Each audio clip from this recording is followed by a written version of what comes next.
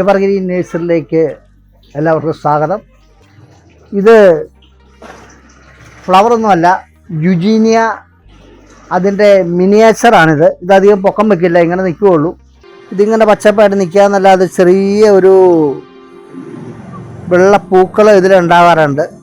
പക്ഷെ കുറച്ചെങ്കിലും വെയിലടിച്ചാൽ ഇത് വേഗം ഇതിൻ്റെ ഇലയൊക്കെ ഡൗണായിട്ട് വേറെ കളറിലേക്ക് പോകും. അത് കാരണം ഞാനിതിനെ ഈ ഷെയ്ഡ് നെറ്റിനകത്തുനിന്ന് ഇറക്കാറില്ല. ഇത് നല്ല വില, 10,000-3,000 വിലയുള്ള ഒരു ചെടിയാണിത്. ഇത് ടൈഗർ ഫേൺ, അത് ഫേൺ ഇനത്തിൽപ്പെട്ട ചെടിയാണ്. ഇത് നല്ല പ്ലാസ്റ്റിക് ചെടിയെ കടത്തി വെട്ടുന്ന ഒരു ചെടിയാണ്. അതിൻ്റെ പക്ക ഇൻഡോറാണ്. ഞാൻ കൊടൈക്കനാലോ ഊട്ടിയിലൊന്നും അല്ല, ഞാനിപ്പോൾ ഉള്ളത് വാഴക്കുളത്തുള്ള എവർഗ്രീൻ നേഴ്സറിയുടെ അകത്തളത്തിലാണ്. ഇന്ന് കാണിക്കുന്നത് നമ്മുടെ ഏതാണ്ട് പെൻസിൽ പൈൻ എന്നൊരു ചെടിയാണ്. ഗോൾഡൻ ക്രിനം ലില്ലി ഇനത്തിൽപ്പെട്ട ഒരു ചെടിയാണ്. ഇത് വളരെ ലെയറായിട്ട് കിട്ടുന്ന ഒരു ചെടിയാണിത്.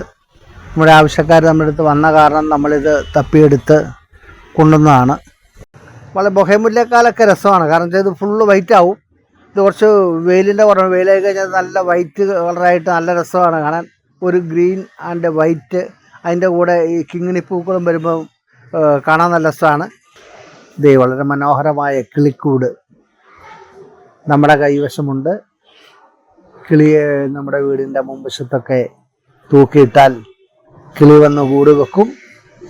ഒന്നാന്തരം ചകിരിയെ തീർത്ത കിളിക്കൂടാണ്.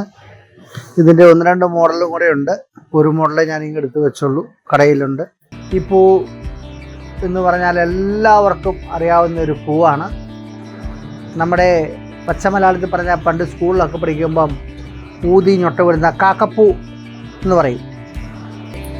ഇൻഡോർ പ്ലാന്റുകൾ നമുക്കിങ്ങനെ കണ്ടാന ഓർഡർ വരും. ഇത് സെറാമിക് പോട്ടുകളിൽ വെച്ച് നമ്മൾ ഫില്ല് ചെയ്ത് കൊടുക്കുന്നുണ്ട്. ആവശ്യപ്പെടുന്ന രീതിയിലും ആവശ്യപ്പെടുന്ന വിലയിലും നമ്മൾ ഈ സാധനം ഫില്ല് ചെയ്ത് ഒരു ടിപ്പ് കൊടുക്കാനായിട്ട് നമുക്ക് സ്ഥിരമായിട്ട് ഓർഡറുണ്ട്. നമ്മുടെ എവർഗ്രീൻ നേഴ്സറിയിലുള്ള ഒരു പെപ്പർ, അതായത് ക്രിസ്മസ് പെപ്പർ എന്ന് പറയുന്ന ഒരു കൊടിയാണ്. വീടായാലും ഒരു പ്ലാവ് വേണം, അതാണ് നമ്മുടെ ഒരു മുദ്രാവാക്യം. അതിന് നമ്മുടെ ഇഷ്ടം പോലെ പ്ലാൻ തോട്ടം വരെയുണ്ട്.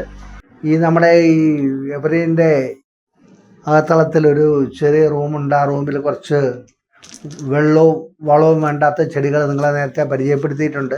അതായത് എല്ലാം കീഴ്പോട്ട് നിൽക്കുന്ന ബാട്ടർമുല്ല എന്ന് പറഞ്ഞൊരു സാധനമാണിത്. ബാട്ടർമുല്ല, എൻ്റെ പൂക്കളാണ് നിങ്ങൾ കണ്ട ശ്രദ്ധിക്കുക, എല്ലാം കീഴ്പോട്ടാണ് നിൽക്കുന്നത്. കണ്ട മെഗാ പ്ലസ്. ഇതിനെക്കുറിച്ച് പലപ്പോഴും പറയുമ്പോൾ നിങ്ങൾ ഓർക്കും നമ്മളിത് മാർക്കറ്റിംഗ് ആണെന്ന്. മാർക്കറ്റിംഗ് അല്ല, എവർഗ്രീൻ നേഴ്സറി. അതായത് ഞാൻ യൂട്യൂബ് ചാനൽ തുടങ്ങിയിട്ട് 1 വർഷമൊക്കെ കഴിഞ്ഞിട്ടുണ്ട്.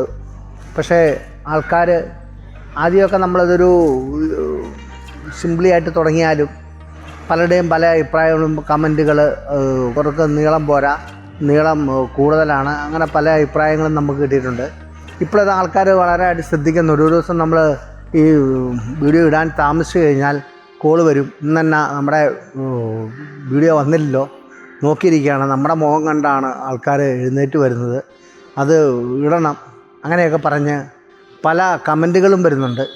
അതുകൊണ്ടാണ് ഞാൻ വീണ്ടും നമ്മുടെ നേഴ്സറിയെക്കുറിച്ചാണെങ്കിലും ചെടിയെക്കുറിച്ചാണെങ്കിലും നമുക്ക് ഉള്ള അറിവിൽ വെച്ച് നമ്മൾ പറയുന്നത്.